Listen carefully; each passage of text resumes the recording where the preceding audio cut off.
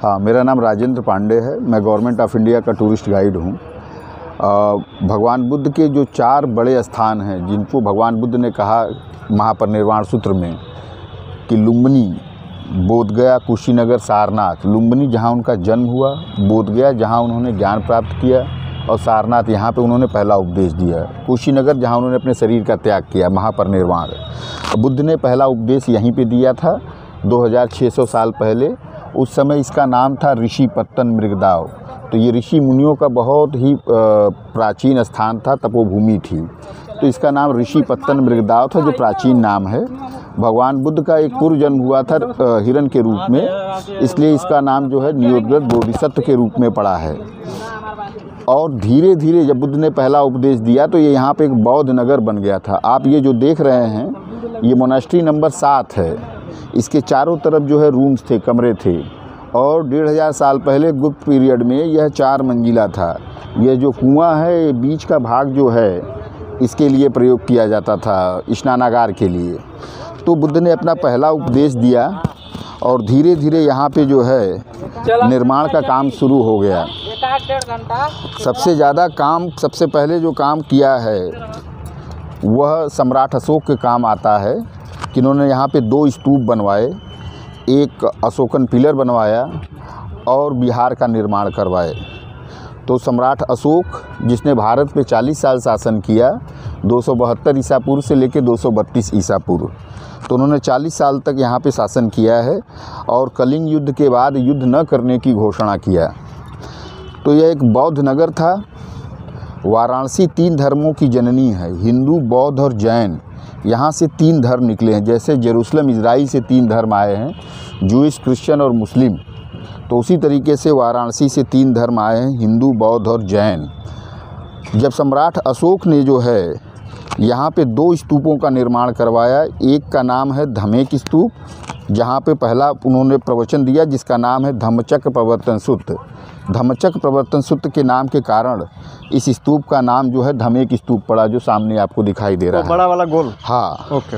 वहीं पे भगवान बुद्ध ने अपना पहला उपदेश दिया था। उसी की याद में सम्राट अशोक ने जो है ये स्तूप बनवाया। तो उसने यहाँ पे, और जो बड़ा वाला प्लेटफॉर्म देख रहे हैं, हाँ, ये दूसरा स्तूप था। हाँ, 12वीं शताब्दी में मुस्लिम आक्रमणकारी मोहम्मद गोरी और उसका सेनापति कुतुबुद्दीन ऐबक 1194 में यहाँ पे आक्रमण किया और यह सब तोड़ दिया, विध्वंस कर दिया। बहुत बड़ा नरसंहार भी उसने किया। हिंदुओं के हज़ारों मंदिरों को भी तोड़ा, जैनियों के भी मंदिर को तोड़ा। वो आप जो सामने वाला देख रहे हैं, जो हाँ, वह जो है जैन मंदिर है। अच्छा। 11वें तीर्थंकर श्रेयंसनाथ का जन्म हुआ है यहाँ पे। यहाँ पे उनकी तपोभूमि थी, इसलिए इसका भी नाम बाद में सारनाथ इसके नाम से जाना जाता है। और सारनाथ नियोद्गत बोधिसत्व, जो बुद्ध का पूर्व जन्म हुआ था जातक की कथाओं के अनुसार से, उसके नाम से भी इसको सारनाथ जानते हैं। यहाँ पे भगवान शिव का भी एक मंदिर है, सारंगनाथ महादेव, उसके नाम से भी इसको सारनाथ जानते हैं। तो जब मुस्लिमों ने सब तोड़ा, विध्वंस किया, तो उन्होंने 2 स्तूप छोड़ दिए। अच्छा। क्योंकि स्तूप जो है महापरिनिर्वाण का सिंबल है। अच्छा। वह कब्रों को नहीं खोदते थे, इसलिए उन्होंने स्तूपों को नहीं तोड़ा। अच्छा। और 2 स्तूप यहाँ पे पड़े हुए थे। 12वीं शताब्दी से लेकर 18वीं शताब्दी तक 600 साल के अंदर लोकल लोग इसके इम्पोर्टेंस को भूल गए और धीरे धीरे ये सब चीज़ें अपने बिल्डिंग मटेरियल्स के लिए यूज करना शुरू कर दिए। 18वीं शताब्दी में 1794 में महाराजा बनारस का जो दीवान था जगत सिंह, वह जगतगंज मोहल्ले का निर्माण करना चाहता था। उसने बिल्डिंग मटेरियल्स के लिए दूसरा स्तूप तोड़ दिया। अच्छा। जब उसने दूसरा स्तूप तोड़ा तो उसे भगवान बुद्ध की अस्थियां मिली।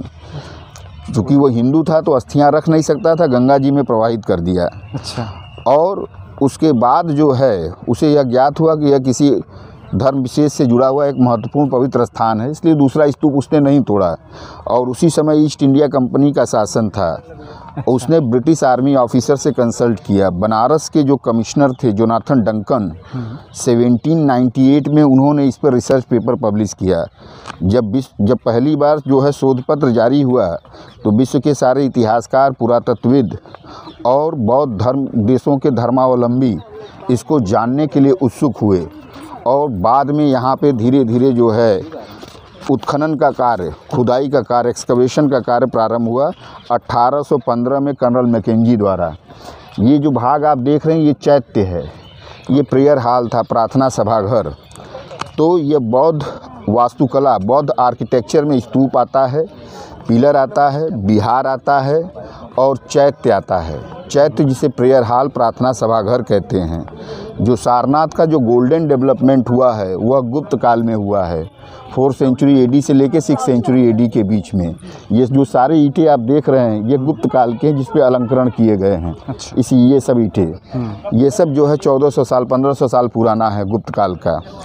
तो 1815 में कर्नल मैकेंजी ने इस पर जो है एक्सकवेशन का काम किया। उसके बाद अलेक्जेंडर कनिंघम ने स्तूपों की विशेष रूप से जो है खुदाई करवाई और मेन टेम्पल पे काम किया। अब हम यहाँ आते हैं। यह जो स्थान है यह बौद्ध धर्म के जन्म के प्रतीक के रूप में माना जाता है, क्योंकि बुद्ध ने अपना पहला संघ यहीं पे बनाया था। जो बौद्ध धर्म में 3 रत्न चलता है, बुद्धम शरणम गच्छामि, धम्मम शरणम गच्छामि, संघम शरणम गच्छामि, जिसका कॉन्सेप्ट जो है यहीं से स्टार्ट हुआ। तो बुद्ध ने जो पहला संघ बनाया था वो 60 भिक्षुओं के साथ मिलके बनाया था, जिसमें 55 वाराणसी से ही थे। तो 55 वाराणसी से थे और 5 जो है उनके शिष्य 60 के साथ मिलके पहला संघ बनाया था और उन्हें चारों दिशाओं में भेजा था। इसीलिए लायन कैपिटल में 4 सिंह दिखाई देते हैं। ये जो 5 जो पिलर देख रहे हैं ये एक ही पिलर था। अच्छा। इसकी हाइट 15.25 मीटर थी। इसी के ऊपर लायन कैपिटल था, नेशनल एम्बलम। हाँ। फाइहान और वेनसांग दोनों ने इसके बारे में जिक्र किया था। 1905 में F.O. आर्टेल ने इसको एक्सकवेट किया और उन्हें लायन कैपिटल मिला। भगवान बुद्ध की फर्स्ट टीचिंग पोस्चर में बैठी हुई मूर्ति मिली। 476 स्कल्पचर्स एंटिक्विटीज़ मिले, स्थापत्य मिले और 41 अभिलेख इंस्क्रिप्शंस मिले। वह सब बाद में जो है म्यूजियम में रख दिया गया। अच्छा। और ये जो भाषा आप देख रहे हैं ये ब्राह्मी स्क्रिप्ट है। यह 3 पीरियड के हैं, मौर्यन पीरियड के हैं, कुषाण पीरियड के हैं और गुप्त पीरियड के। ऊपर के 4 लाइन जो हैं वह मौर्यन पीरियड के हैं। सम्राट अशोक के आदेश अंकित हैं कि कोई भी बौद्ध भिक्षु या भिक्षुणी संघ में विघटन का कार्य करेंगे, विभाजन का कार्य करेंगे तो उन्हें सफ़ेद वस्त्र पहना के बिहार से बाहर निकाल दिया जाएगा। अच्छा। उसके बाद 2 लाइन जो है वो कुषाण पीरियड के हैं, जो कौशाम्बी के राजा के 40 साल के कार्यकाल का वर्णन है कि इन्होंने 40 साल तक बौद्ध धर्म को राज प्रश्रय दिया। आखिरी की 2 लाइन जो है वह गुप्त काल के हैं, जो श्रावस्ती के आचार्यों के उपदेश अंकित हैं कि सभी बौद्ध भिक्षु भिक्षुणियाँ आपस में एक दूसरे का सम्मान करें। लायन कैपिटल में जो निकला है उसमें जो 4 चक्र हैं जो 24 तीलियों के हैं, 24 स्पोक्स हैं, जिसमें वह चक्र जो है 22 जुलाई 1947 को भारत के राष्ट्रीय तिरंगे में आया। लायन कैपिटल भारत का राष्ट्रीय चिन्ह, नेशनल एम्बलम बना 1950 में। लायन कैपिटल और उसके ऊपर 32 तीलियों का चक्र है। लायन कैपिटल और 32 तीलियों का चक्र सुप्रीम कोर्ट का सिंबल बना। यहाँ पे बोधि वृक्ष की एक शाखा श्रीलंका से ले आके यहाँ लगाया गया है, जिसके नीचे भगवान बुद्ध को ज्ञान प्राप्त हुआ था। उसकी पीपल के पत्ते जो है भारत का सर्वश्रेष्ठ नागरिक सम्मान भारत रत्न का सिंबल बना। तो सारे सिंबल्स यहीं से गए हैं। ये बर्थ प्लेस ऑफ बुद्धिज़्म है और यह पॉलिश सैंडस्टोन है, 2300 साल पुराना पिलर है। ये चुनार के बलुआ पत्थर का एकाश्म पत्थर, मोनोलिथिक पिलर, एक ही स्टोन को तराश के सारा इस पे जो है नक्काशी निकाला गया था। तो एक ही स्टोन था वो। फिर धीरे धीरे जो है जब अलेक्जेंडर कनिंघम ने स्तूपों की विशेष रूप से खुदाई किया और उसके बाद जो है मेजर किट्टो ने 1851 में उन्होंने ग्रुप ऑफ वोटिव स्तूप की खोज किया। तो यह सब जो आप देख रहे हैं ग्रुप ऑफ वोटिव स्तूप हैं, मनौती स्तूप। तो जिसकी मनोकामना पूर्ण हो जाती थी वह इस स्थान को जो है वोटिव स्तूप, मनौती स्तूप के रूप में डेवलप कर देता था।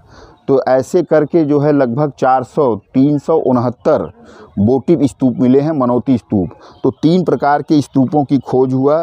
पहला है कॉमेमोरेटिव स्तूप, मेमोरियल स्तूप, यादगार स्तूप। दूसरा है रेलिक स्तूप, अस्थि स्तूप। और तीसरा है वोटिव स्तूप, मनौती स्तूप। तो यह 3 तरीके के स्तूपों की खोज किया गया। इस जो है पुरातात्विक उत्खनन अवशेष में आपको इन 3 तरीके के स्तूपों को देखने को मिलता है। यहाँ की जो मेजर चीज़ें मिली हैं वो 3rd सेंचुरी BC से लेकर 12th सेंचुरी AD तक के आर्कियोलॉजिकल एविडेंसेस मिले हैं। मौर्यन पीरियड के जो 4th सेंचुरी BC से 2nd सेंचुरी BC तक है। फिर उसके बाद जो है शुंग पीरियड के 2nd सेंचुरी BC से 1st सेंचुरी BC तक है। फिर Kushan period 1st century AD से 3rd सेंचुरी AD तक, और उसके बाद गुप्त पीरियड 4th सेंचुरी AD से 6th सेंचुरी AD तक। फिर हर्षवर्धन काल के हैं, पाल डायनेस्टी और गढ़वाल डायनेस्टी के भी मिले हैं। यह देखिए ये मेन टेम्पल है, इसका नाम है मूलगंध कुटी विहार। मूल माने ओरिजिनल, गंध माने फ्रेगनेंस, कुटी माने हट, बिहार माने रेजिडेंस। यह स्टोन का जो 2 पिलर देख रहे हैं, इसी के बीच में भगवान बुद्ध का निवास स्थान था। यहीं पे बैठ के वो ध्यान और तपस्या करते थे, और इन्होंने अपना पहला वर्षावास यहीं पे बिताया है। तो जो पहला वर्षावास है वो आषाढ़ पूर्णिमा से लेकर अश्विन पूर्णिमा, ये 3 महीने बौद्ध भिक्षु एक ही स्थान पर बैठ के ध्यान और तपस्या करते हैं, और भिक्षाटन के लिए बाहर नहीं जाते हैं। तो यहाँ पे भगवान बुद्ध का निवास स्थान था, जिसे मूलगंध कुटी विहार कहते हैं। मूल माने होता है ओरिजिनल, गंध माने फ्रेगनेंस, कुटी माने हट, बिहार माने रेजिडेंस। तो यहाँ पे जो है गुप्त काल में 5वीं शताब्दी में 61 मीटर ऊंचा मंदिर बनाया गया। 61 मीटर ऊंचा मंदिर, 200 फुट ऊंचा मंदिर। अच्छा। जो चाइनीज़ यात्री था फाइहान वेनसांग, जो 7वीं शताब्दी में हर्षवर्धन के कार्यकाल में आया था। हर्षवर्धन का कार्यकाल है 606 से लेकर 647। 629 में जब वो सारनाथ आता है तो उसने ये लिखा कि यहाँ पे 200 फीट ऊंचा मंदिर था, 61 मीटर ऊंचा मंदिर था, 30 विहार थे, 1500 बौद्ध भिक्षु हीनयान संप्रदाय का एक साथ बैठ के ध्यान और तपस्या कर सकते थे। तो इस विशाल मंदिर का उसने उल्लेख किया है, जिसका जो चाइनीज़ यात्री है और जो 5वीं बौद्ध संगति का जो है हेड था वेनसांग, जो हर्षवर्धन के कार्यकाल में आया था, तो उसने इन सारी चीज़ों का जो है उल्लेख किया है। उसने इन सारी चीज़ों का उल्लेख किया है। उसके जो बुक है हिसी चीकी रिकॉर्ड ऑफ वेस्टर्न कंट्रीज़, वो इसमें मिलता है। और फिर हम ये जो इसके आगे, अब इसकी दीवार की जो मोटाई है वो 18 मीटर मोटे मोटे दीवार निकले। तो एक भव्य मंदिर की जो है परिकल्पना हमें दिखाई देती है। जब मोहम्मद गोरी और कुतुबुद्दीन ऐबक ने आक्रमण किया था, हज़ारों मंदिरों को तोड़ा था और बनारस के जो है व्यापारियों से भयानक लूटपाट किया था। 1400 ऊँटों पे लाद के वह खजाना लेके गया था। तो बहुत बड़ा लूटपाट हुआ था, नरसंहार हुआ था 12वीं शताब्दी में।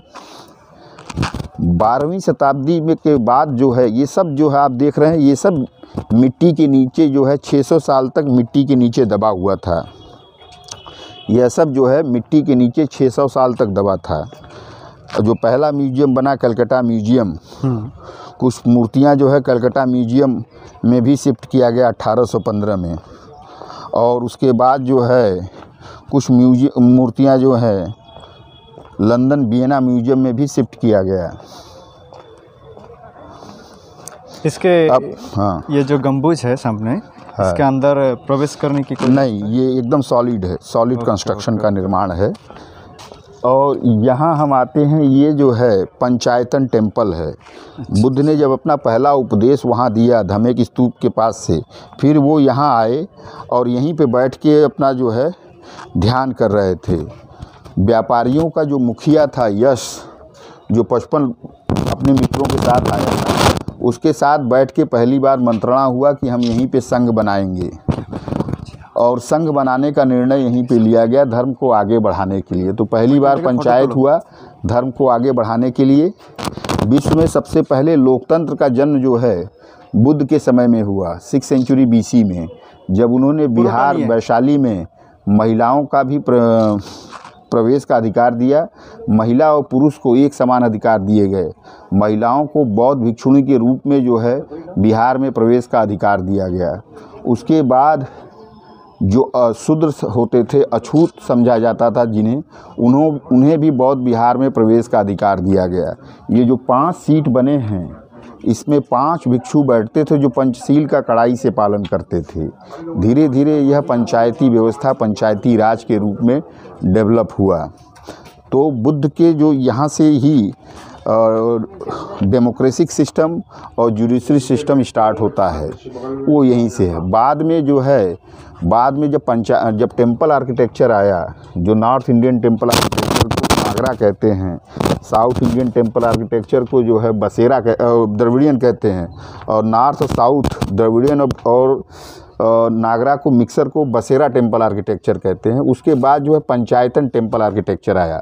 वैदिक पीरियड में भी 5 ऋषि मुनि इसी तरीके से बैठते थे, और वह जो है अपनी कुटी बना के 5 अपनी सीट बनाते थे। वह भी वैदिक पीरियड में मिलता है। बाद में पंचायतन टेम्पल आर्किटेक्चर जो डेवलप हुआ, उसमें जो है भगवान की मूर्ति जो है मेन डेटी का सेंटर में होता है, चाहे वो आपका विष्णु हो या शिव हो, और उनके 4 जो देवता हैं, लक्ष्मी, गणेश और पार्वती, उनकी मूर्तियां बना के 5 मंदिर, 5 शिखर बनते थे। उसको पंचायतन, यह हिंदू टेम्पल आर्किटेक्चर में आता है, पंचायतन टेम्पल आर्किटेक्चर। लेकिन ये बौद्ध धर्म से भी जुड़ा हुआ है और हिंदू धर्म से भी जुड़ा हुआ है। दोनों से जुड़े होने के कारण इसका महत्व बढ़ता है। और गुप्त काल में 90% काम उन्होंने जो है हिंदुज़म पे किया है, 10% काम उन्होंने बौद्ध और जैनियों पे किया है। तो गुप्तों ने जो है हिंदुज़म की बहुत सारी चीज़ों को बौद्ध धर्म में मिक्स किया है। तो ये जो ईंटें मिले हैं, ये गुप्त काल के हैं।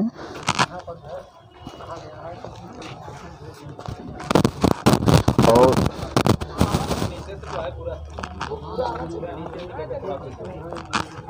फिर हम ये इधर चल रहे हैं, जो मेन टेम्पल की तरफ जाएंगे और उसके बाद स्तूप की तरफ जाएंगे।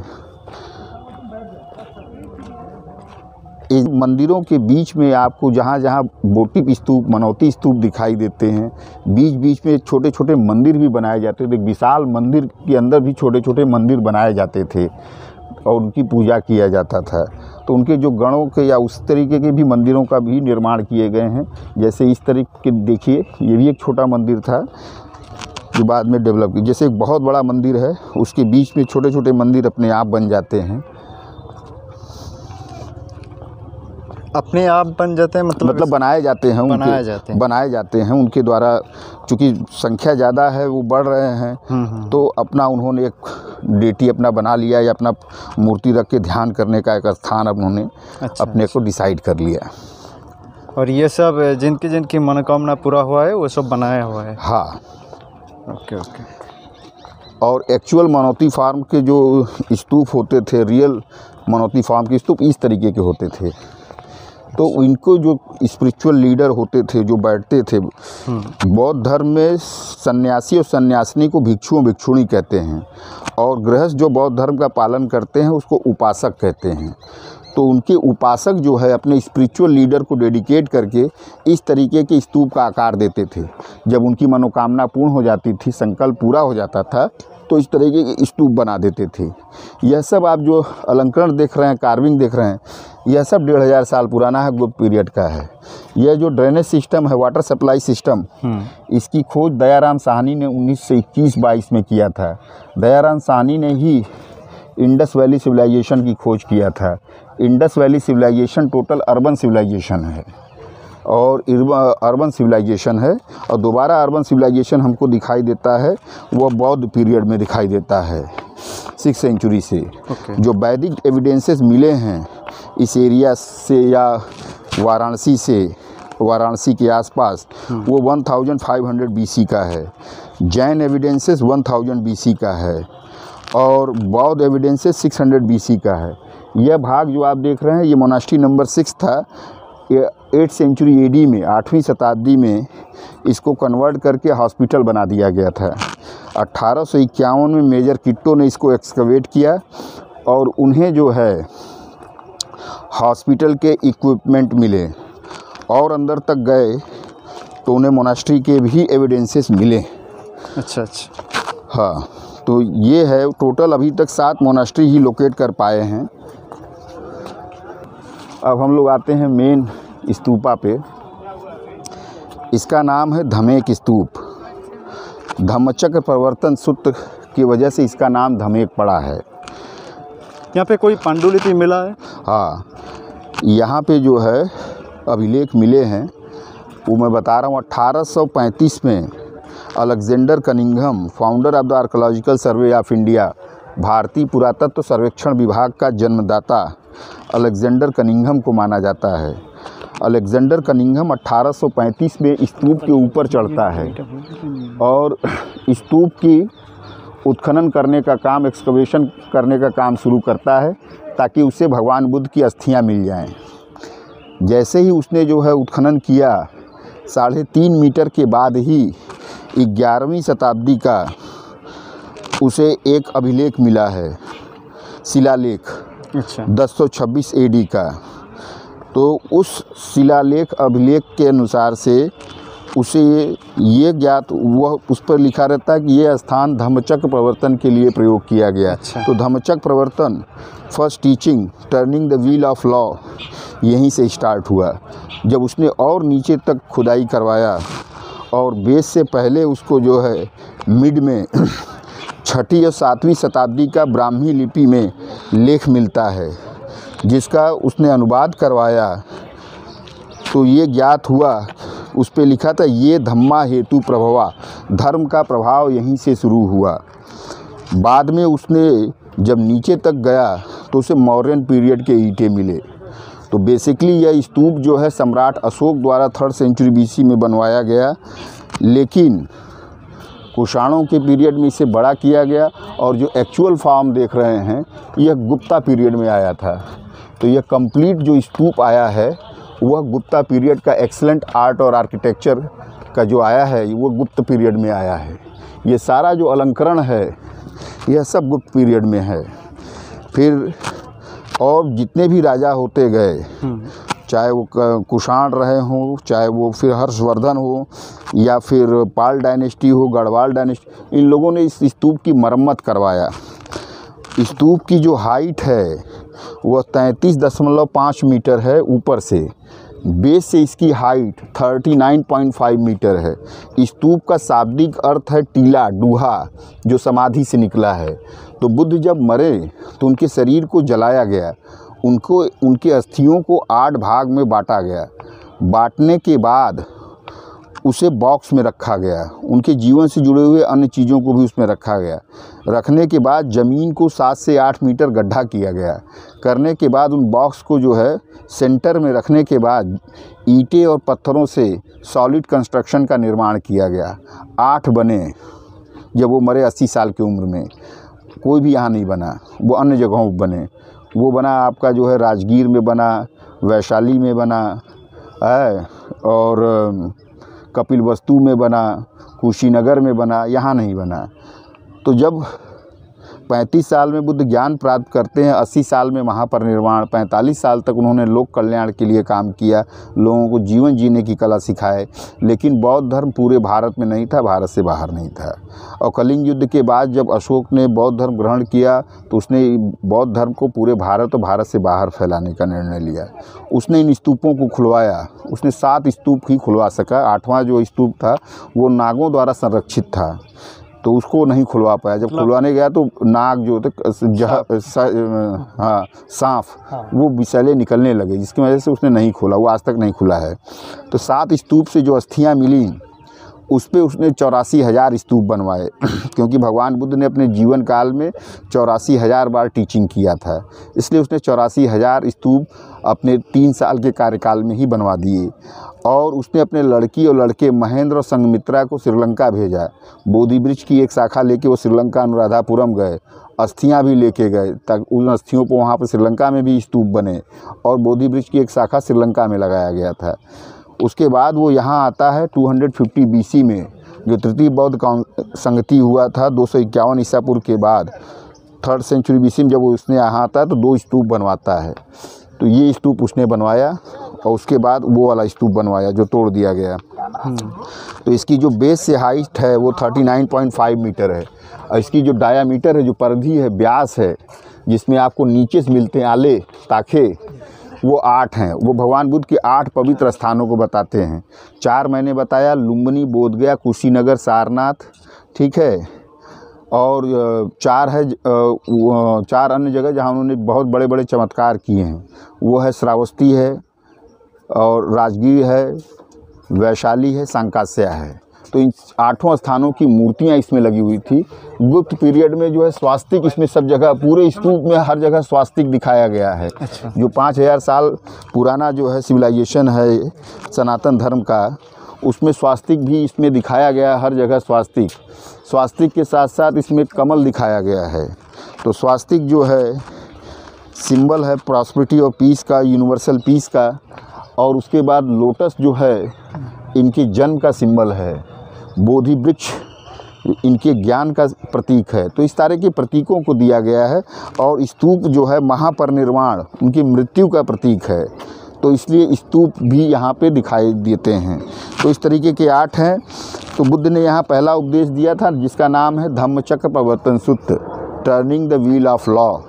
यदि आप भारत का राष्ट्रीय तिरंगा देखिए, जिसमें जो है 3 कलर है, केसरिया है, सफ़ेद है, हरा, और अशोक चक्र है। अशोक चक्र जो है बुद्ध की टीचिंग का सिंबल है। और वह उस चक्र के अंदर जो है 24 तीलियां हैं। 24 पहर चलता था, 1 पहर 2 पहर।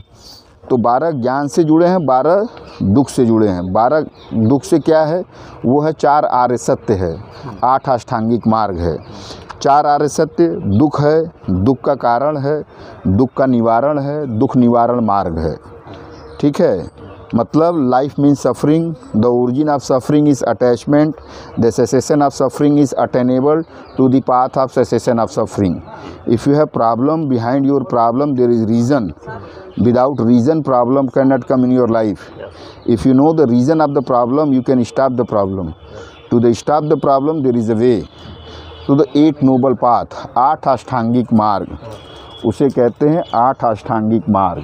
वो है आपका सम्यक शब्द का प्रयोग किया है, सम्मा वाचा, सम्मा आजीविका, सम्मा कर्मा। मतलब सम्यक माने होता है right, right speech, right livelihood, right action, right view, right effort, right attention, right conduct, right mindfulness. ये with the help of the 8 noble path you can comes out from your misery. अब इसमें देखिए स्तूप में स्वास्तिक के साथ साथ आपको कमल भी दिखाई देते हैं, ह्यूमन भी दिखाई देते हैं, यक्ष भी दिखाई देते हैं। और यहाँ पक्षियों को भी बनाया गया, उस साइड में भी देखिए पक्षियाँ हैं, इधर भी देखिए पक्षियों और चिड़ियों को बनाया गया है, चक्र का आकार दिया गया है। तो ये सारे जो है गुप्ता पीरियड में काम हुए हैं अलंकरण का। और ये सब अलंकरण जो है आपको 1500 साल पुराने हैं। जो नए नए पत्थर लगे हैं ये सब रेनोवेट किए गए हैं, नए लगाए गए हैं अभी। हाँ, तो